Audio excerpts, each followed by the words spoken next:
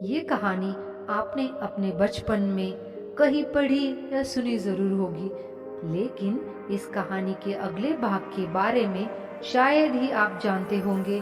तो चलिए इस कहानी के बारे में पूरा जानते हैं और समझने का प्रयास करते हैं कि ये हमारी असल जिंदगी को कैसे प्रभावित करती है। बहुत समय पहले जंगल में एक कौवा पानी की तलाश में भटक रहा था। काफी खोजने के बाद उसे एक घड़ा दिखाई दिया जिसके अंदर थोड़ा सा पानी था। कौवे ने दिमाग लगाया और उसमें कंकड़ डालना शुरू कर दिया। धीरे धीरे पानी ऊपर आया और पानी से अपनी प्यास बुझाकर वो उड़ गया।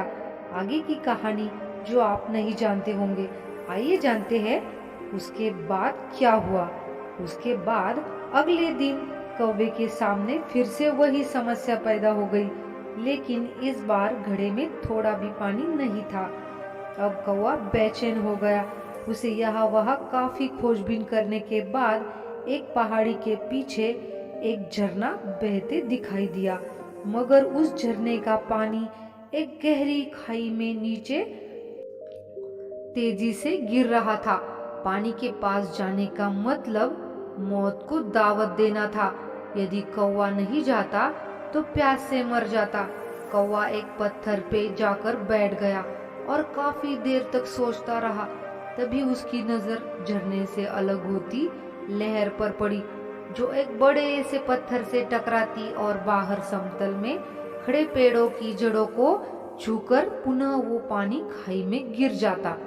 उसने घड़े वाली रणनीति अपनाई और एक एक कंकड़ लाकर उस पानी को रोकने की कोशिश करने लगा, लेकिन जब तक वो दूसरा कंकड़ लाता तब तक पहला वाला बह जाता।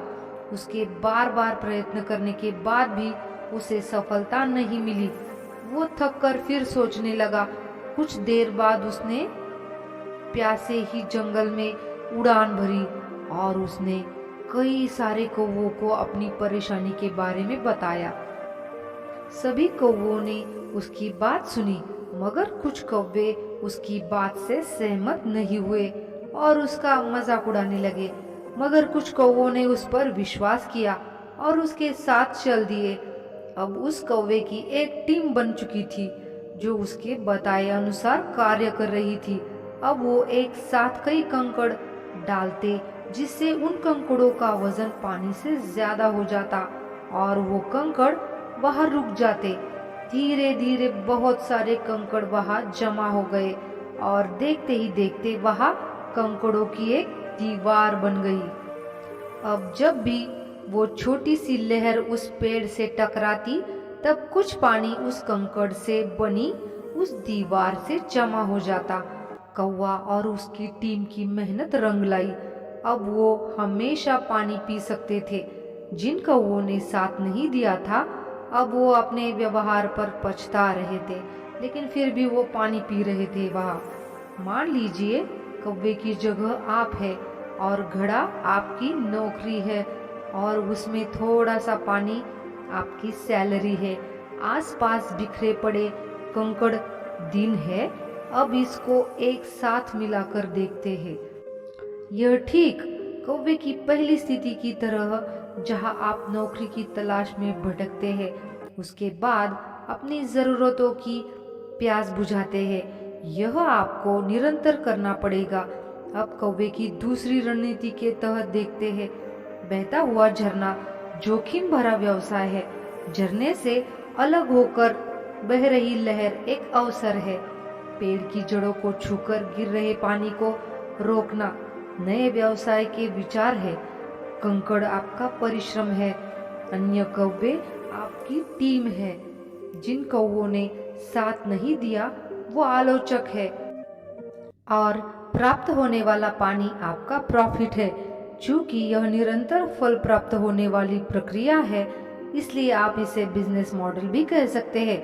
आप बहते हुए झरने रूपी व्यापार में जोखिम लेते हैं। झरने से अलग होकर बह रही लहर एक आपके लिए अवसर है।